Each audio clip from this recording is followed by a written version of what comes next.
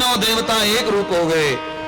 आप और हम सब समझ ले कथा को, जब तक अहंकार मिट करके हम सब एक रूप नहीं हो जाएंगे तब तक हमें भगवान प्रसन्न नहीं होंगे। राधा राधा नहीं श्याम हो गई, श्याम श्याम नहीं राधा हो गए, शंकर पार्वती हो गए, पार्वती शंकर हो गई। आप समझ लो, समय पर पति पत्नी को भी अपने अपने हथियार उठाना और छोड़ देना, कभी पुरुष भी स्त्री बन जाए, कभी स्त्री पुरुष बन जाए, तो ग्रस्त बढ़ता रहेगा, आगे बढ़ जाएगा। हमेशा स्त्री स्त्री ही रहे तो घर हार जाता है। दो बच्चे छोड़ के पिता मर जाए तो पत्नी को क्या करना चाहिए? दोनों बच्चों के सहारे माता और पिता का फर्ज निभाना चाहिए, पर ऐसा कठिन है। पुरुष ही चाहिए, उसको कमजोर है, दूसरा विवाह कर लेते। तुम ही पुरुष हो, तुम ही स्त्री हो, तीन लिंग एक शरीर में व्यापक रहते हैं। यह भी विज्ञान आज ही सुनने को मिलेगा, पहले कभी नहीं सुना। एक शरीर में तीन लिंग हमेशा रहते हैं।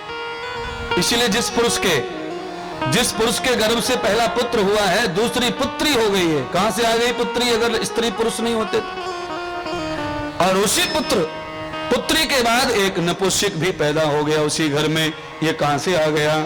इसीलिए हर पुरुष स्त्री में तीन लिंगों का जन्म होता जाता। इसलिए किसी को भी इतराने की जरूरत नहीं है कि मैं गुड्डू सिंह हूं।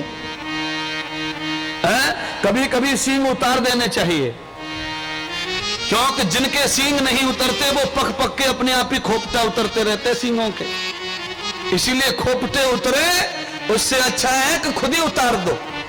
कभी कभी सिंग निकाल के श्रीमती बन जाओ। महाराज हम तो व्यासपीठ पे 2-3 बार बन जाते हैं, जिससे घमंडी नहीं आता हमको कभी।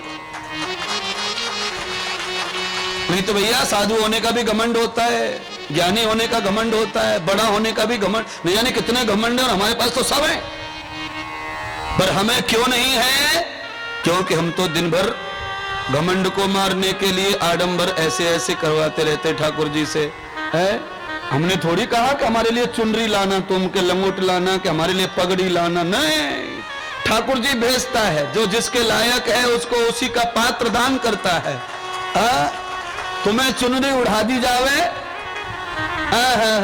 चुनरी तुम में से कोई चुनरी ओढ़ेगा? क्या है इसमें, नागिन बैठी है? महाराज चुनरी नहीं ओढ़ेंगे, पगड़ी, इनको पगड़ी लाओ, टोपी लाओ, साफा लाओ।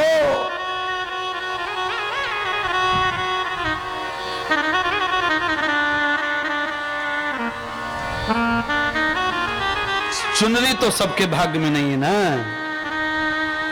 जिन पे राधा जी प्रसन्न हो जाती हैं उनको प्राप्त होती है। इतने व्यास देखे तुमने, कोई चुनरी ओढ़ते नहीं देखा होगा व्यासपीठ पे, किसी को है ही नहीं। ओढ़ेगा कहां से? खरीद ले, ओढ़ ले। माल कहां से भेजेगा? राधा जी सीधा भेजती हैं।